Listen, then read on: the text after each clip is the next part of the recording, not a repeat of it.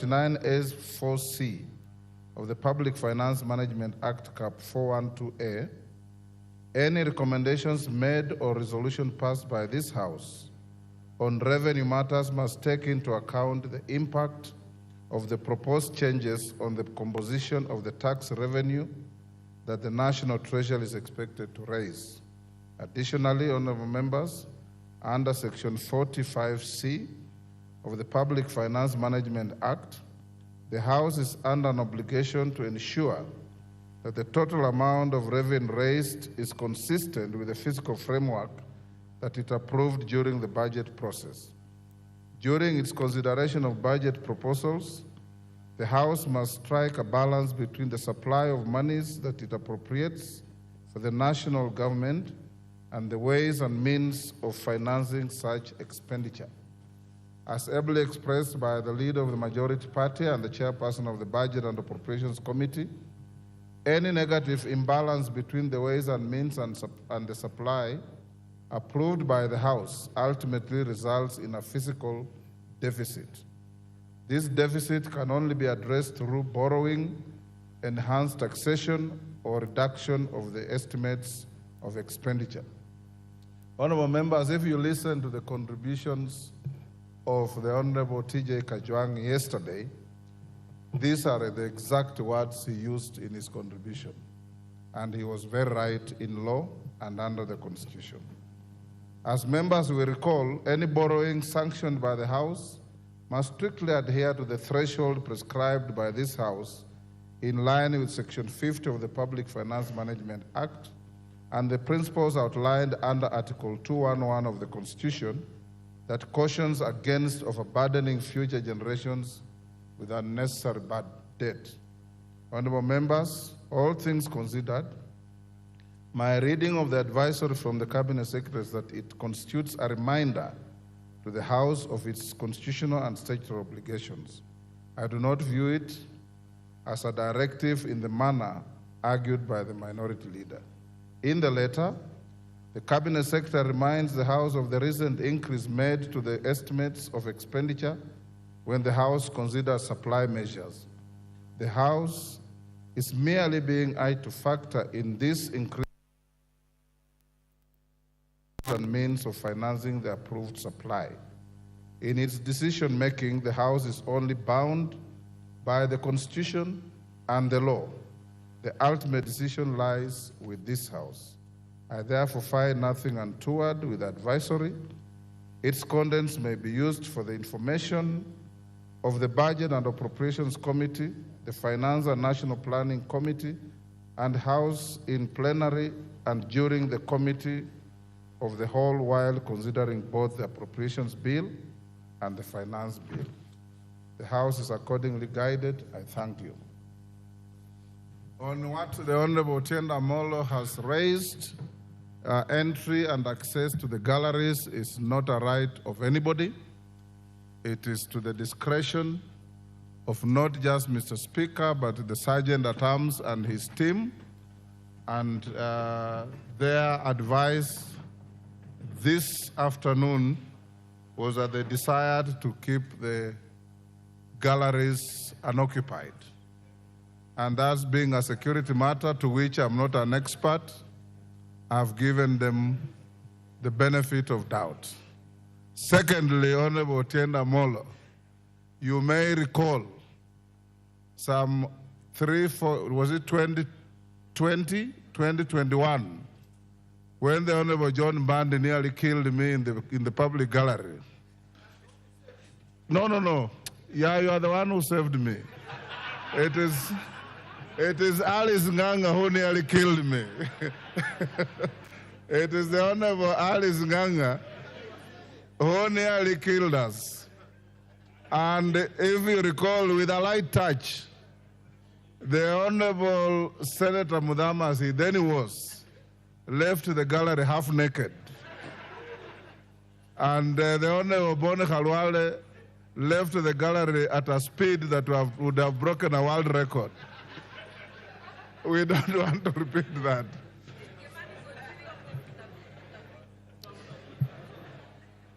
Honorable members, now we go back to the bill. Robert Basil. But as I call Robert Basil, honorable members, I have been requested by the majority and minority leaders that we reduce the time further from 3 minutes to 1.5 minutes. Robert Basil. Thank you, Speaker. The time is too short, though. From onset, I reject the bill because it's very clear Generation Z, they cannot, or they want to say elastic limit on taxation has been reached. So we need to listen to the cries of the citizens and do like what Ronald Reagan in the US did. We cut taxes and we cut government expenditure. So, Mr. Speaker, if you look at some of the taxes, for example, if you look at the excise duty on coal, the 5%, in principle, Mr. Speaker, what it will do is going to kill cement, clinker manufacturing industries. And with that, we are going to lose jobs, lose revenue, and will not be able to realize the target. Additionally, the import declaration fee, Mr. Speaker, that has been raised from 2.5 to 3.5% is going to be moved to the final consumer. And since we import most of the items, for example, medicinal drugs, Mr. Speaker, it means hustlers and the poor patients will not be able to afford medicine. So, Mr. Speaker, what I want to say is this finance bill, we need to say no to it and possibly try to cut on taxes. Additionally, Mr. Speaker, the levy, eco levy on plastics is going to increase price on plastic packages. And in reality, that is going to affect export of flowers and make our flowers not competitive. Thank you, Mr. Speaker. Victor Koech, Chepalungu. Thank you so much, Mr. Speaker. It's unfortunate that I'm now getting 1.5 minutes, but nonetheless, I will try my best. Mr. Speaker, this particular debate is taking a totally different angle, a political angle. As to why I'm saying this is because members have now deviated from arguing from a point of facts to now dealing with political issues. As to why I'm saying so, Mr. Speaker, is the fact that now informing the House that bread is going to be taxed. While the fact is, the committee led by Kimani Kuria sought the public opinion, and on sorting on the public opinion, the committee is now dropping 16% VAT on bread.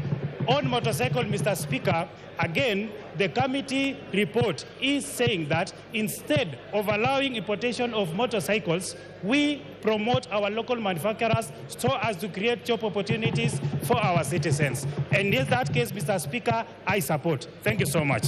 Jalango Langata. Order. Yes, Kibagendi. What is out of order? And under what standing order are you? Thank you, Mr. Speaker. There's a stranger in the House. I've seen someone resembling Oscar Sudi in the House. There's a stranger in the House, Mr. Speaker. Order, Honorable Kibagendi. If you want to provide comic relief, that is a very poor one. Go on, Jalango.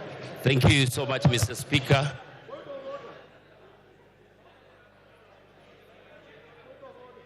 Give order, Anjala. What is out of order? Give Anjala the mic. What standing order are you standing on? What order? What is standing 91. Order? 91, Mr. Speaker. Pardon? 91. Order. Order. 91. Take your seat.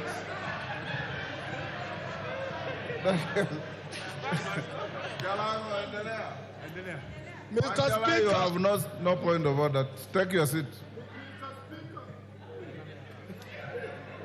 Jalango, carry on. Honorable Wanjala, yesterday when you spoke, the House listened to you.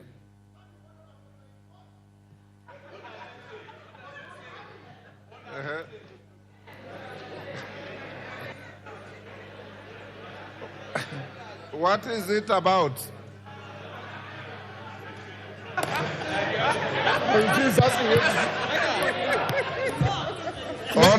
Order, Angela. Angela, you know, Standing Order 91 is a standing order you use to challenge a colleague who is on the floor and has said a statement that you think is not factual. Order. The member on the floor, Honorable Jalango of Langata, had not uttered a single word for you to challenge him on any fact. So you are out of order.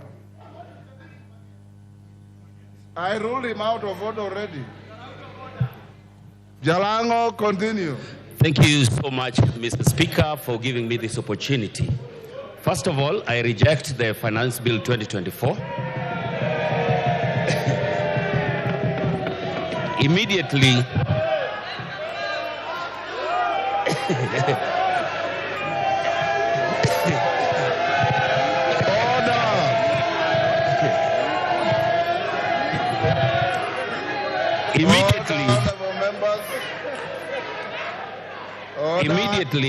immediately touched around everything that touches a common person. That is the M-Pesa, the cars, the pads. And I looked back and saw the whole generation in Langata out here having their voices so loud. Even after the amendments, I had to make the choice that I've made today. Now, out here is the Gen Z generation, whom I talk to every day. I interact with them on Twitter, TikTok, and everywhere. When most of you will have gone back to the villages, we will be with them here in Nairobi. The question will still be there. And most of you know, I'm a friend to the president, and I spoke to him, and he knows very well that this is my stand. Thank you so much, Mr. Speaker.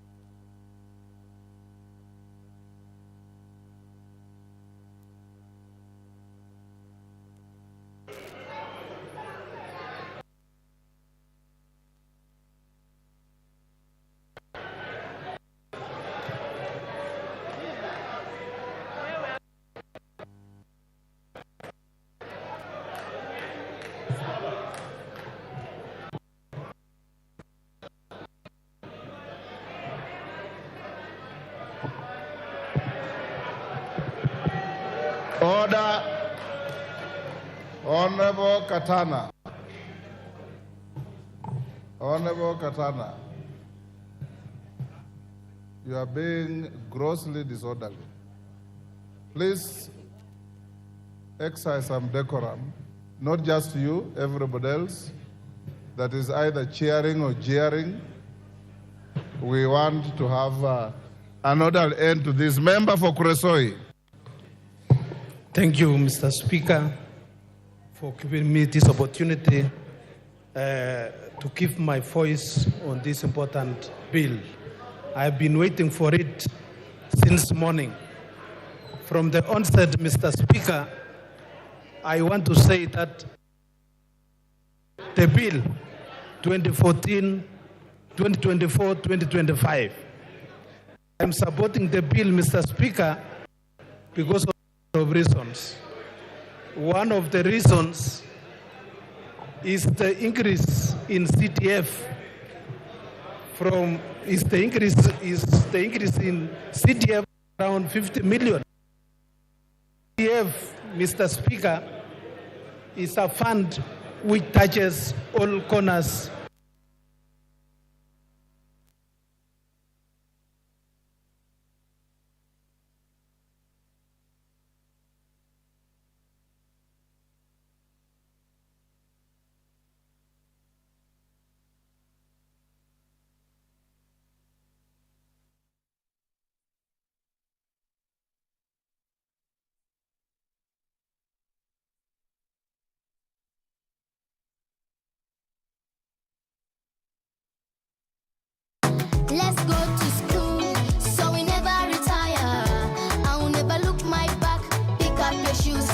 up your socks and go. Okana konde kareterwo ndiguru ne kareke wakumania na Murungu na kinya Jesu arethirwo akiuga rekeni tukenketeje kirioni tugatindanagia guchongwana nikire. I can never be so sad, worried in my life. Points, Bible verses na manto jangi jama ingi. Ikwamberia thaa ithatu mwanka thaa inya.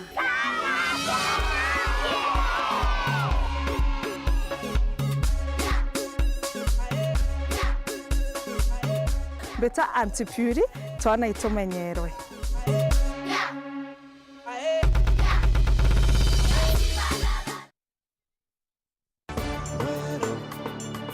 Eje ni Wero TV.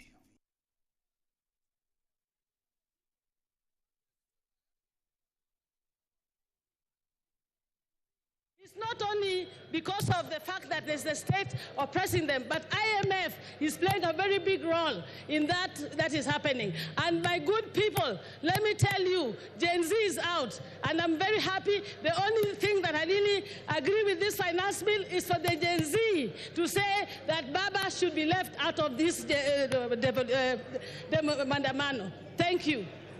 Ruku. Thank you, Mr. Speaker. Thank you, Mr. Speaker. The 684 villages, they don't have a power connection. 684 villages.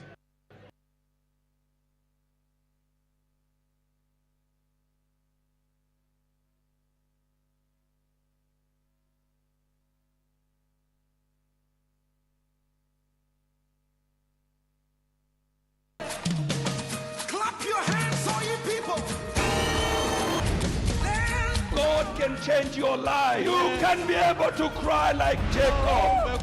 I won't let go. I won't let go because I want you to change me.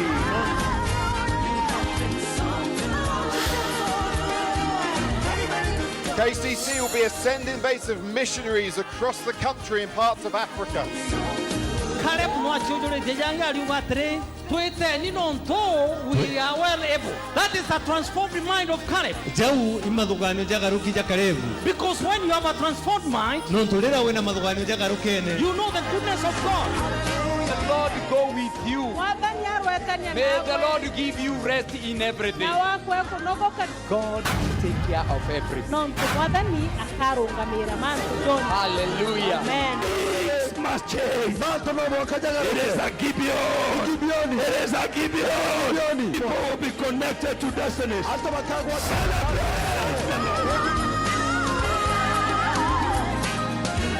That is why we are talking about knowing Jesus the more.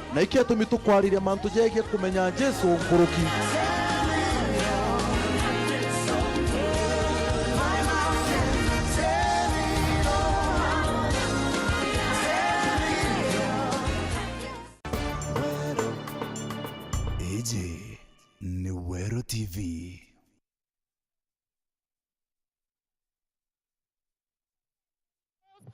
$1.9 billion tells us that we are not serious about addressing corruption. If we address corruption, we will be able to fund the expenses of this government. It is time for us to take a position that corruption is the biggest enemy in the room.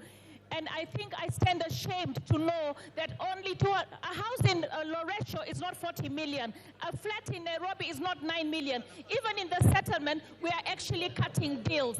So we say no to corruption, and we fund and live within our means. I reject the 2014 finance bill. Thank you. Member for Nyaribari Chache.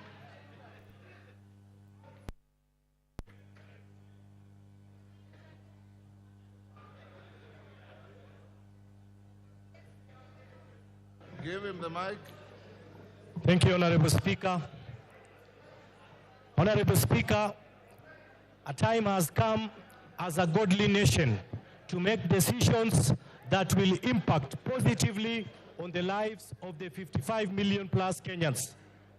Today, Honorable Speaker, I stand here to vote and support the Finance Bill 2024 so that the people of Nyaribari Chache and the people of Kenya can get infrastructural projects, electricity, water, and much more. Honorable Speaker, I want to urge the Generation Z to relax, as Kenya Kwanza government means well, and they will be the greatest beneficiaries of the proposed amendments. Honorable Speaker, the Generation Z are young Democrats trying to exercise their constitutional rights to picket and assemble. I am urging the Inspector General of Police, Honorable Speaker, to treat them humanly and provide them with maximum security.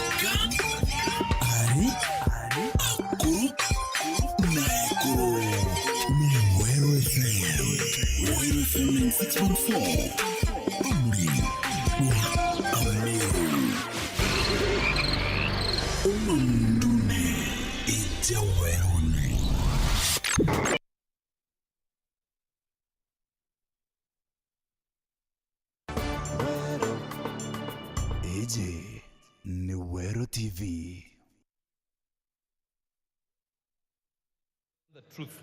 Mr. Speaker, for the people who are lying in Gatondo Hospital and for the doctors who are going to treat them, I vote yes.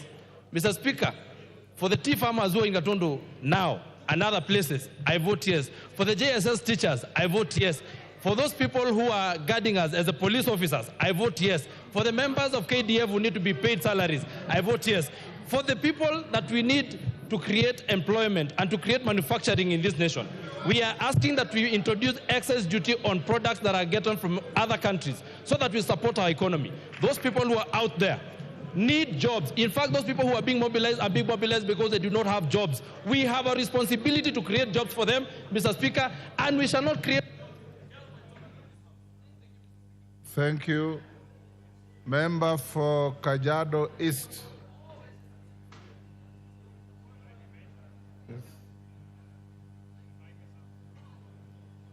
Mai. Give him the mic. Yes. Okay. Mai, use the next mic. Thank you, Mr. Speaker, for giving me the chance to contribute on behalf of the people of Kajiado East constituency. I rise to oppose the finance bill for 2024 because the bill has excessive taxes on common wananchi. Mr. Speaker, as you can see, our economy has not improved, and we have about 16% of our population living below poverty line. And the reason is because of bad economy as well as corruption in this country. By taxing them more, I feel like it's putting a burden on wananchi, which we should be doing more to help them than hurting them. Mr. Speaker, when you also look at the fuel levy of 9 shillings, that is another burden to wananchi. I can imagine by people commuting between Kitengela and Nairobi and back and forth, paying more for transport because of the increase of the fuel levy. So, Mr. Speaker, I stand to oppose the bill because it is not friendly to common wananchi. Thank you, Mr. Speaker. Moses Kirima.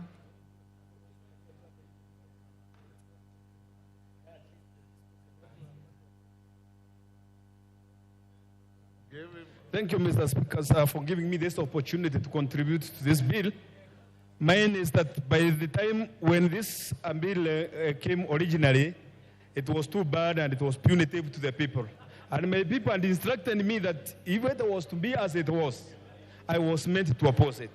But when I came and raised the issue with the chairman of finance, Mr. Kimani Kulia, he told me that there are going to be some amendments of which actually what I was told to oppose, the bread, taxation, bondas, rentals, essentials, cooking well, and avocados, and the rest, the agricultural outputs.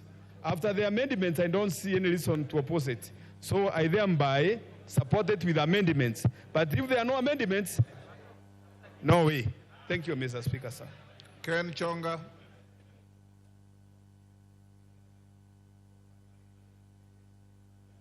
Thank you, Speaker. From the outset, Mr. Speaker, I stand to oppose this bill. Mr. Speaker, by the mere fact that the drafters of this bill were thinking of taxing bread, milk, rubber, it means that they've never had a good intention for the Kenyans. This bill is obnoxious, is diabolical, this bill is pungent and shocking to the lives of Kenyans.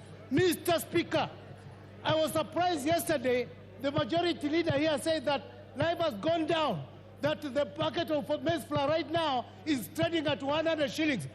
Where in which supermarket can we go and find the one packet? Not unless he has a supermarket that he can direct Kenyans to buy from. Finally, Mr. Speaker, by mere fact of adding 9 shillings to petroleum products, it is implying, therefore, the entire economy is falling down. Everything in the economy depends on fuel, and for as long as we have the price of fuel, everything is going to spiral up. Mr. Speaker, I stand to oppose this bill. Thank you. Janet Sitianei, member for Turbo.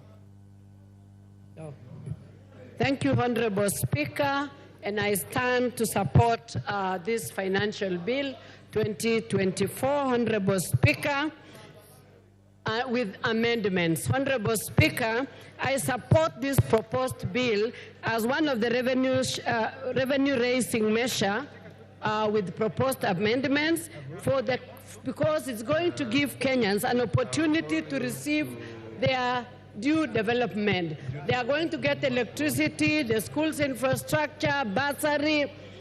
Farmers are going to get subsidy, increased milk prices. The sugarcane farmers are going to get their pending arrears. School-going children are going to be fed. Elderly people are going to get cash transfers. Honorable Speaker, this bill is going has also listened to proposals that are going to reduce what the wananchi were worried about. The VAT on sugarcane transportation, the removal of 16% on bread, removal of exercise duty on... Protect me, Honorable Speaker. This bill proposals are going to see that VAT is removed on bread. There is excise duty removed on money transfer. There is also VAT removed on sugar. Yes. Engineers Zengu. Thank you, Mr. Speaker, for giving me this opportunity.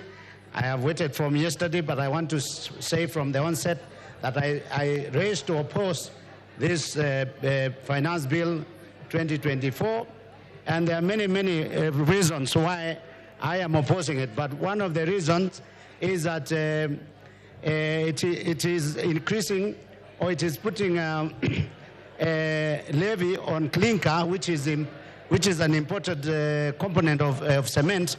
And yes, Honorable Jeanette, what is it?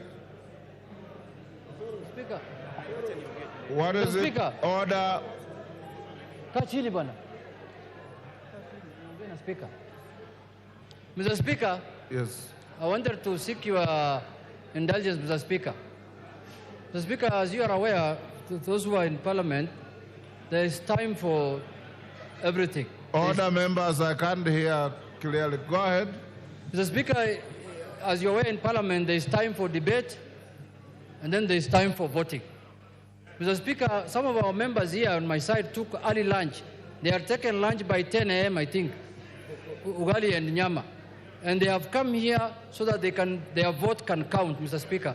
So, Mr. Speaker, having debated this bill now extensively, I think we should go now to do our constitutional duty of voting, Mr. Speaker, so that Kenyans can know which direction we are taking, Mr. Speaker. So, Mr. Speaker, I seek your indulgence to call the mover to reply, Mr. Speaker. Thank you, Honorable Jeanette. Let Nzengu finish. I had an intention of giving Rosi Museo. Then I will call the mover to reply. Thank you, Mr. Speaker. Mr. Speaker, from the Finance Bill 2023, it is reported that the road maintenance levy was not collected enough because of increment in the price of the petroleum product. This year, Honorable Speaker, the same mistake is being repeated. We know that from Finance Bill 2023, the price of cement went up. The price of steel went up because of the export promotion and investment levy, which is unnecessary because it is meant to promote monopoly in the industry. The same people that produce cement are the same people that are producing steel, and that is why the cost of construction has gone up and being a deterrent to a lot of Kenyans from constructing their houses or their property. So, Mr. Speaker, I want to say that I want to reject the proposed bill totally and as a whole. Thank you. Women Rep Muranga. After that, Rose Museo, then the mover be ready to reply. Okay.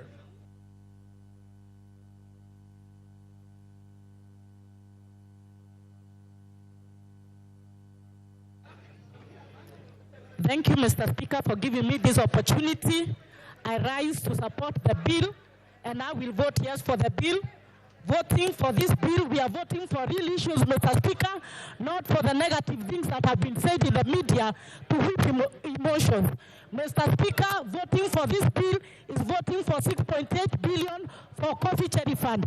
Mr. Speaker, voting for this bill is voting for 46,000 JSS teachers who are in internship to be put in the payroll to be employed.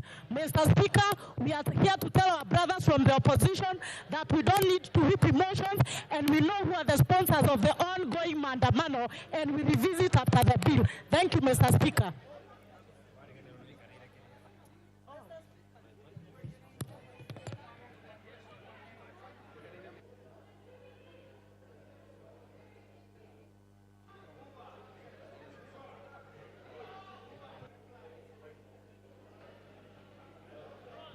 Thank you, Mr. Speaker, for giving me this opportunity to add my voice onto this. And I start by saying that I reject this finance bill 2024-2025.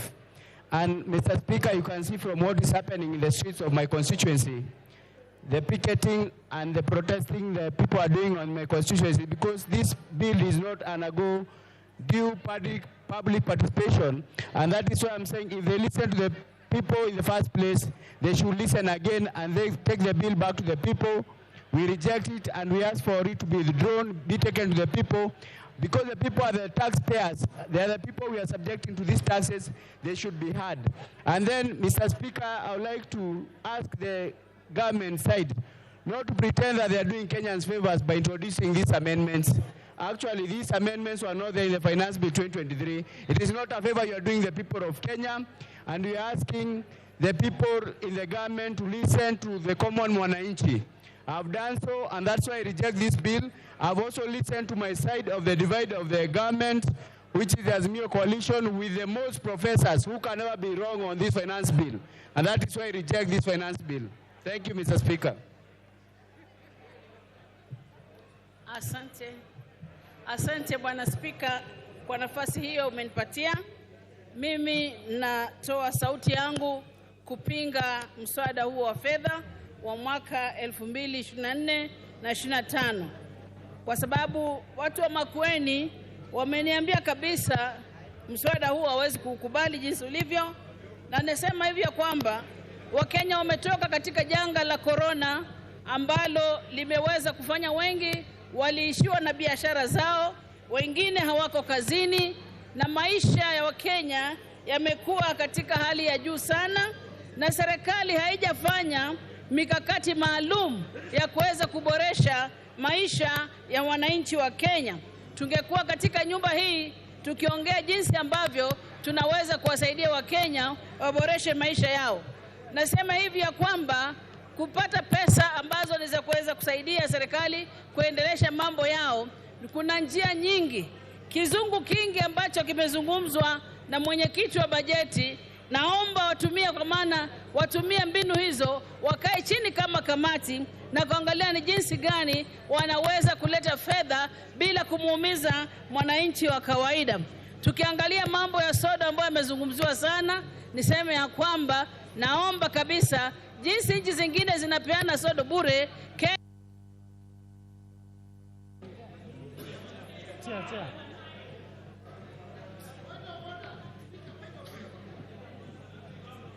Yes, Honorable Kimilu.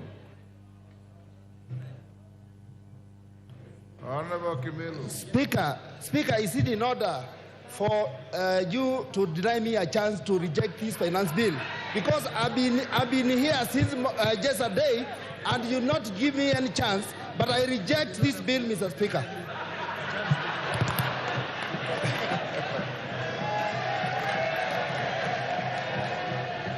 Thank you. Honorable Kimilu, order. You have rigged yourself to the Hansard.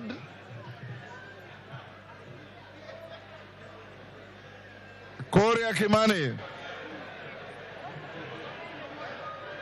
Yeah. Korea Kimani.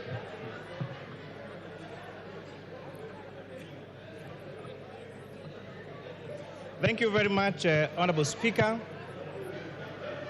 When I've watched the debates yesterday and today, I celebrate the democracy that our forefathers fought for. That Kenyans across the political divide can sit down for hours on end and discuss issues of this country. And as it has been said, the conversation on our country is no longer about our communities, it is about of how to grow our economy and our country. When we have differed on the how, not on the what we need to do as a country in order to become a growing economy.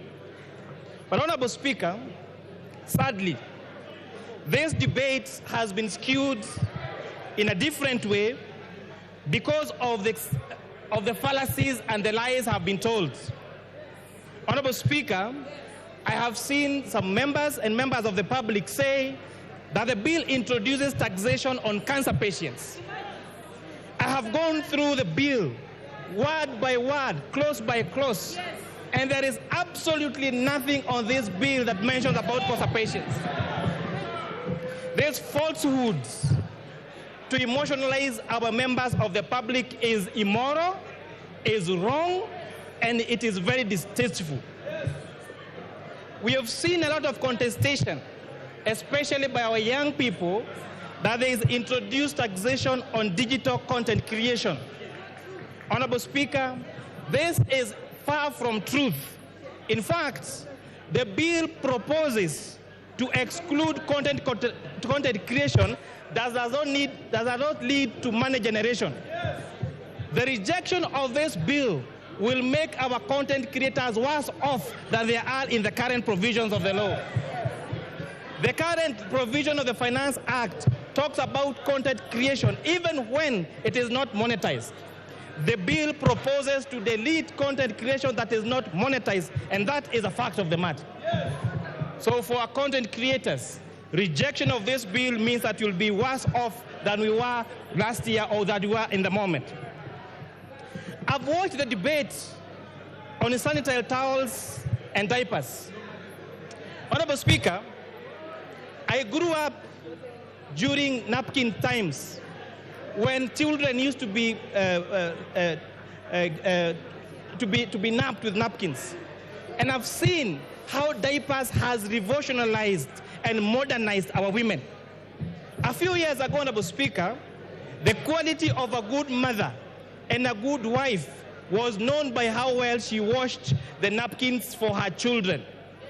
They used to soak them at night with jik, with hot water, and tie their hands to wash them white.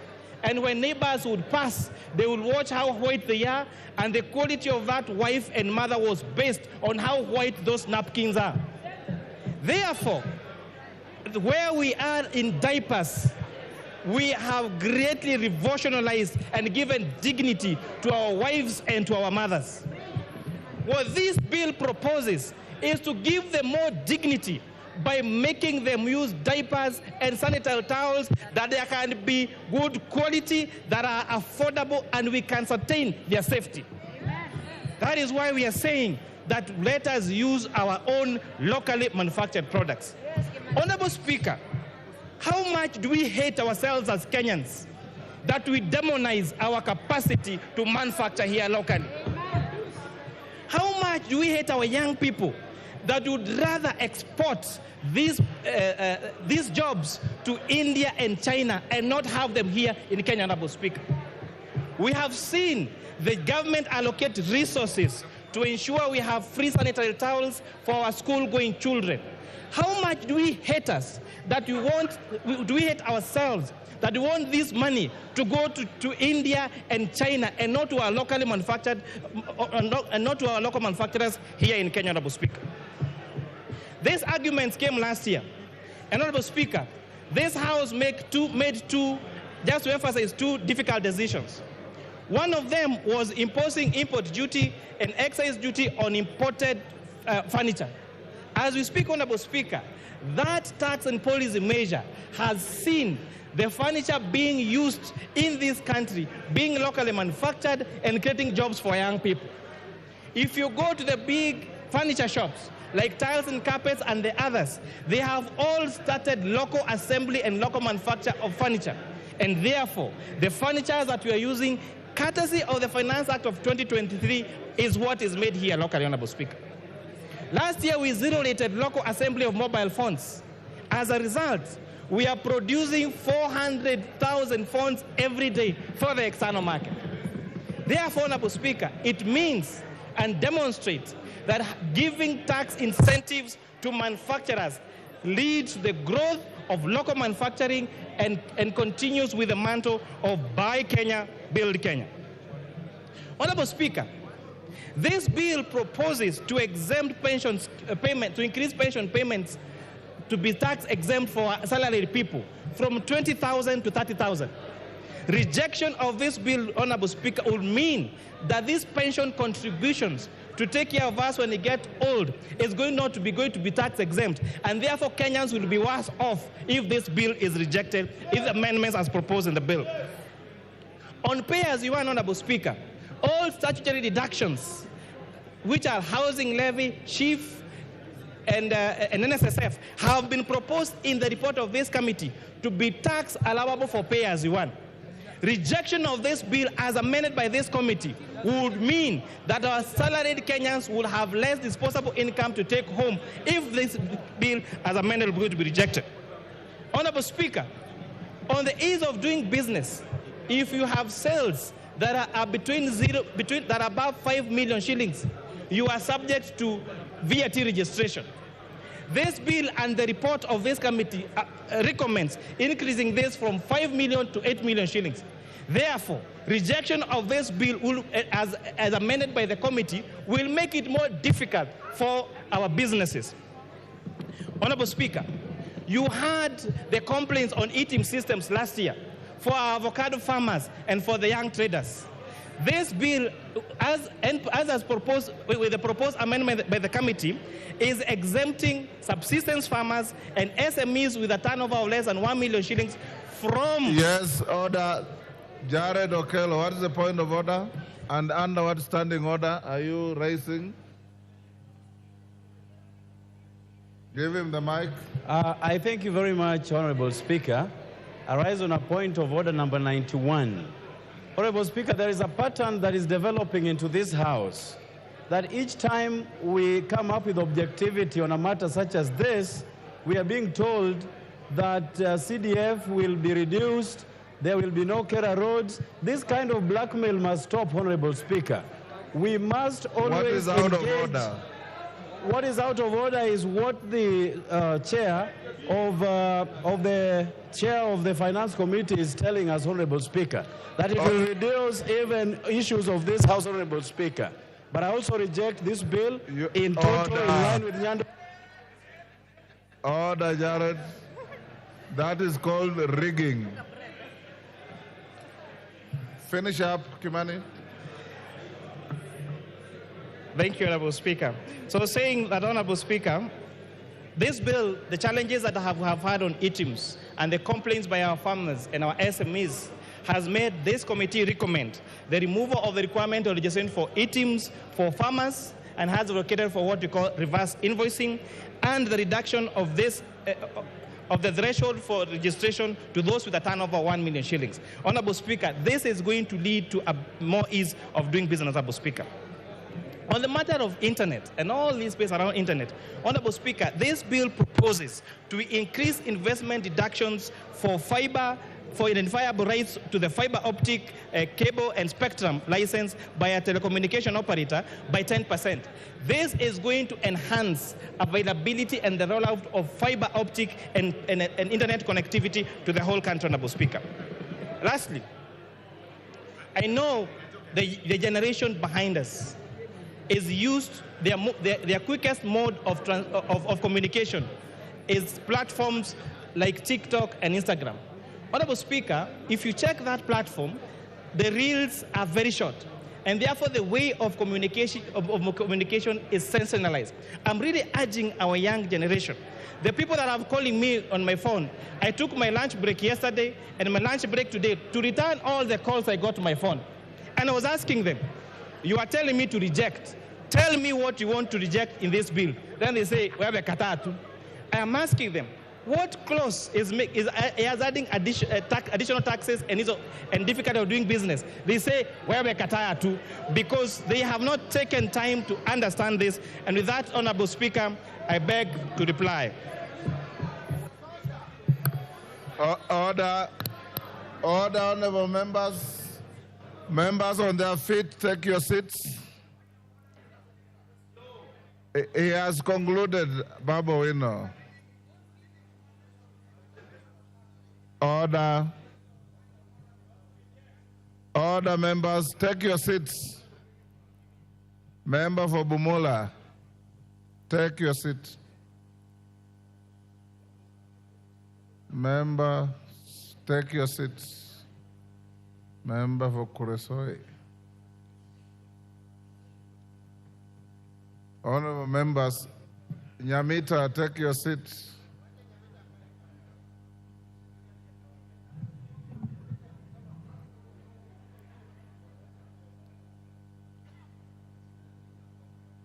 Honorable Nyamita, you can't be strolling around the house when you are being told to take your seat.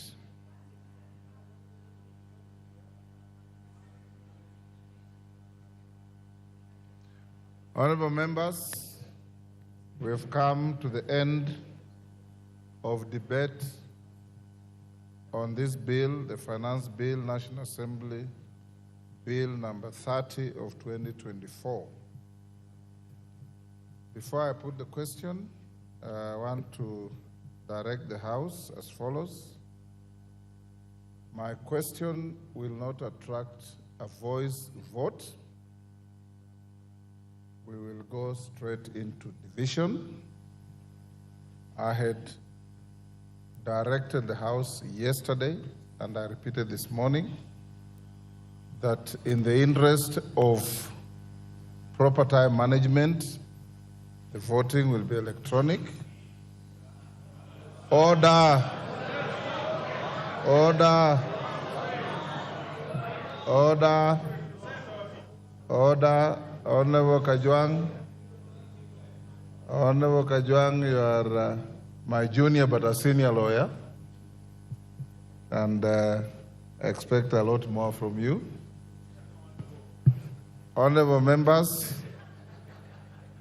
the Speaker can read the mood in the House. I don't want to give anybody an excuse to go and play to the gallery. Whether you vote electronically or you vote manually, the result is the same. Order. Order. Order. I have consulted with your leaders. Order. I've consulted with your leaders, and they do not have a hard feeling either way. Order. Order. Order. Order. Consequently, I'll put the question. I'll direct thereafter the division bell to be rung for 5 minutes. The whips, if your members are still loitering out there, you have 5 minutes to get them into the House. Within the 5 minutes, the whips on either side bring your two tellers, and we will then close the bar and go into manual voting.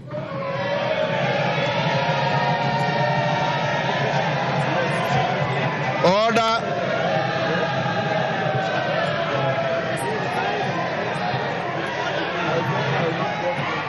Order. Order, honorable members. Order. Order. I now put the question. I'll now put the question, which is that the Finance Bill, National Assembly Bill number 30 of 2024, be now read a second time. As many as of that opinion say aye. As many as of the contrary opinion say nay.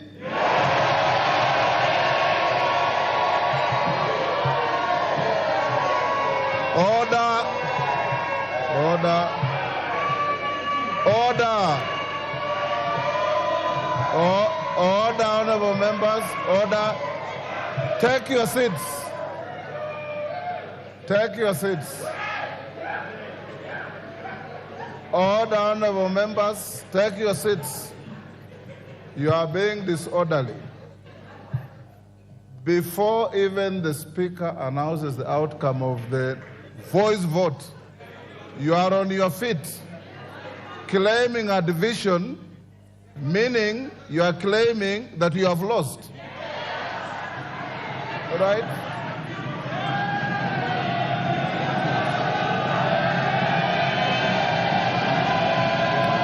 Order. Order. Order Millie Odhiambo. In my many years in this house, I've never heard of the winner claiming a division. It's only the losing side that claims a division. So why are you demonstrating this? I put the question again. Order. I'll now put the question again, which is that the finance bill, I like the comic relief in the house, which is that the finance bill, National Assembly Bill number 30 of 2024, be now read a second time. As many as of that opinion say aye. Will those of the contrary opinion say nay?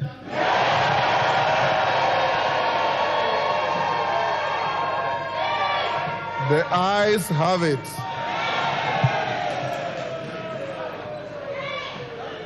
Order, take your seats. Take your seats. Take your seats. Order, honorable members. Order, take your seats. Order, take your seats. Order, Mwango, take your seat. Honorable Mwango. The claim for a division is overwhelming. We don't need to count. I now direct that the division bell be rung for 5 minutes. Junet and Osoro provide 2 tellers each. And after 5 minutes, we'll cross the bar and go to a roll call vote.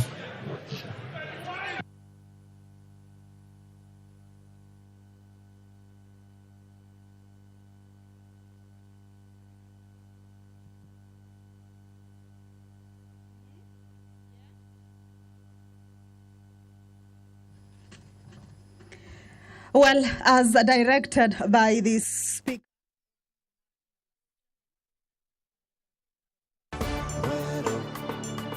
AJ Nwero TV. Imbie kuinspire boja mwana Kiki boamberia foundation ya kumenyera teenage mothers. Kiki aume rotations yake cia nasi na ramutwati. Yeah, pastor, we have been good friends for 10 good years. Only been dating mother lakini teenage yako nda give birthday 19 years. 19. Nikiwa first year. I thank God for my parents who have supported me. Untatere school, ndendelere ban support you ba home na ndadhiria. Do you know ndathoma mwana kwa ita daycare no kona? Okay, you? Yeah. Unamwacha daycare? Nilikuwa namwacha daycare nketa klasini. Katura nkea kamwangi. Mwana kwende amenya we na mwana na inetire. Ni etire antikanyitie ndena mbe mweri jomwe. Eta blunya antimona. Utamona nyato na mwana? Ataro mwana. Tura maybe wenda kuthirwa gutethia urenda umwiraje. Onikira kwenda umwira ndendo umwira tu ni antethie. Irombe Murungu antethie nda daktari ona ngathethia baba. Na riu ni nya ndendo wa daktari o therapy tu ntethia na baraba ngibe na thina cio.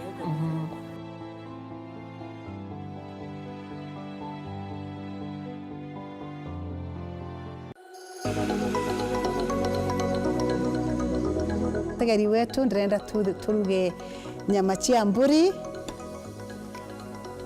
tucoke turuge amwe na ikwashe na tu vegetables tukona aja twina terere kwanza tanande ikurite kwa terere ingi muno muno muno muno na pani yarikie kugwata mwanki na ndiyo Kenya machiatu